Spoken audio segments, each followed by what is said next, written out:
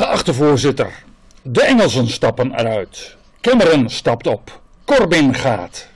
De vraag is, who is next? Stem op me exit. Stem op mij. Afgezien van een paar idioten hier in de Kamer ben ik van mening dat er nog iemand moet opstappen. Ik absoluut niet. Stem op mij. Geachte voorzitter, wat is er aan de hand in Europa? Simpel, een opstand der horden. Populisme, geleid door slinkse volksmenners. Uit de Nederlandse staat, stem op me exit. Deze opstand der horden kan alleen worden bedwongen door een zoenoffer, door een zondebok. Met andere woorden, iemand moet opstappen of afgezet worden. Wij hebben echt heel dringend een kop van Jut nodig.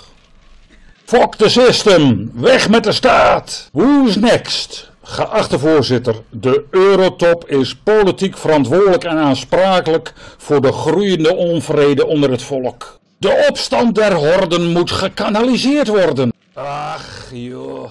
Dus, heer Juncker, de president van de EU is de bok. Het gaat er niet om of hij het wel of niet goed heeft gedaan. We hebben gewoon een kop van Jut nodig. Dus, for heaven's sake, Mr. Junkers, go! Shit, slim van hem. Dit wordt echt een stemmentrekker.